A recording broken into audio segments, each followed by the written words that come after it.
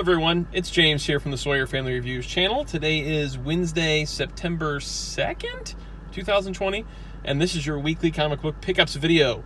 Every week I buy some comic books. I buy them for me, I buy them for my sons, I buy them for my daughter. I buy them at Queen City Comics in Fairfield, Ohio, zip code 45014. If you're in the area and into comics, check out the comic shop. While you're over there, check out the toy department, okay? Dude, True Believers is back. It's been a while since we've got a True Believers. Super excited because not only are True Believers back, but they're focusing on X-Men. True Believers are $1 reprints of classic Marvel tales that tie to something that's currently going on, albeit a movie, a Netflix show, a Disney Plus show, a comic book event.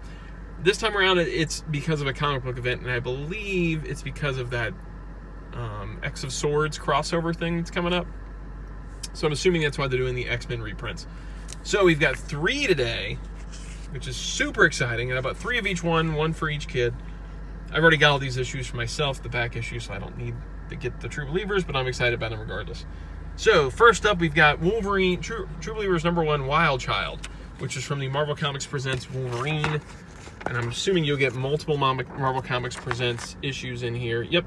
So this is originally published as Alpha Flight number 11 and Marvel Comics Presents 51.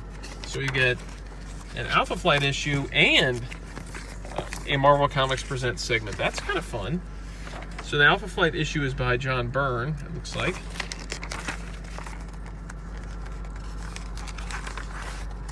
So we got some John Byrne going on. And then we've got Rob Liefeld doing Marvel Comics Presents.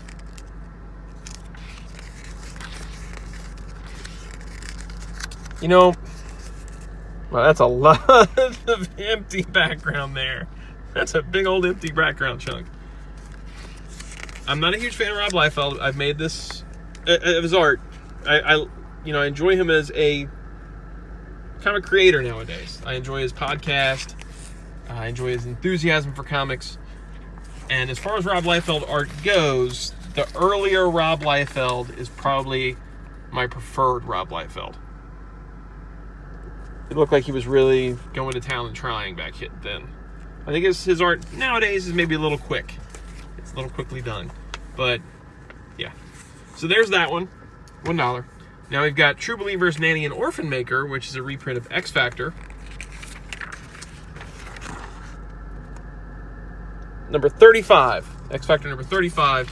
We get the first Nanny and Orphan Maker in here. And this is by Louise Simonson and Terry Shoemaker as the guest penciler.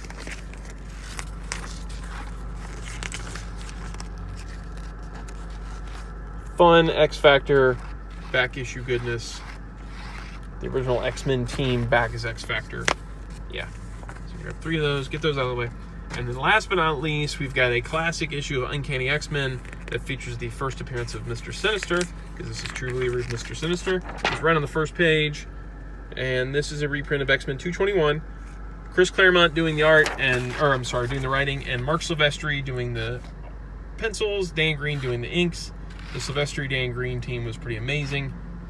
Silvestri is my favorite X-Men artist, so this one is a kick. I am super excited to have this True Believers reprint and be able to hand it off to the kiddos. And that is it for True Believers. I grabbed Gracie this Free Comic Day comic, Owlie the Way Home. It just looks fun and cute. It's from Scholastic. It's by Andy Runton. Like I said, it's a Free Comic Day comic. I think that you'll enjoy this. It's a cute little fun book about a little baby owl and this little inchworm. All right, now we've got, and actually she's learning about the letter I right now. Inchworm is one of the words, so that's kind of a nice thing. This is for Blaze, Alien, the original screenplay. This is one of the final projects probably from Dark Horse in the Aliens franchise now that Marvel has it. Dan O'Bannon's original screenplay adapted as a comic book. We've got Cristano Ciexas doing the script adaptation, and we've got Guilherme Balbi doing the art. Okay. So much like they did with Alien 3 and did the original screenplay as a comic, they've got Alien now as a comic. That's $3.99. I don't know if I said that or not. I grabbed this just because I think we've got all 3 issues between both boys so far, and so I just grabbed it. I'm like, you know what? They can just both read it. Whatever. This is by Alan Burnett, Paul Dini, and Ty Templeton. I think it's Alan Burnett, right? Yeah. The original creative team behind the Gotham Adventures comic, or the Batman Adventures comic book, is back again to tell these didn't happen on the show tales, like a continuation of the Batman animated series. And we'll bring in new characters that we see as Bats is in this one.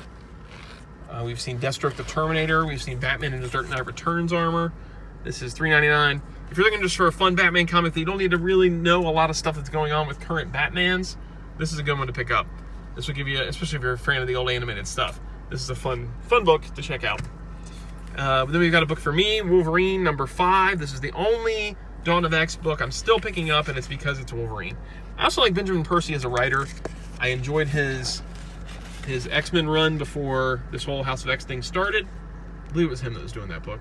And I think he worked on X-Force, which was my favorite of the Dawn of X books before things I got tired of the status quo. And from what I've read so far of the Wolverine, it's not so much tied into with all that politics and the Dawn of X storyline that's going on, which is what I got tired of and couldn't read anymore, where the X-Men kind of felt like bad guys. So I've been picking this up, and I've only read, I think, the first 2. I really need to get caught up. It feels like we just got this book recently. Like, I just got this, like week before last, maybe.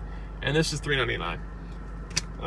And it's Bogdanovich again on the art, who gives me that, I think it's Tony Daniel. I couldn't remember this last time either, like a Tony Daniel vibe. It's either him or Greg Capullo, I can't remember. This is a book for Keaton and for me. I know he's excited to get this. He's been asking about this, the last one in the stack. Marvel Zombies Resurrection. We got that one Marvel Zombies one-shot recently, and he's asking me that day, like, where's some more of that Marvel Zombies? He really enjoys the Marvel Zombies stories.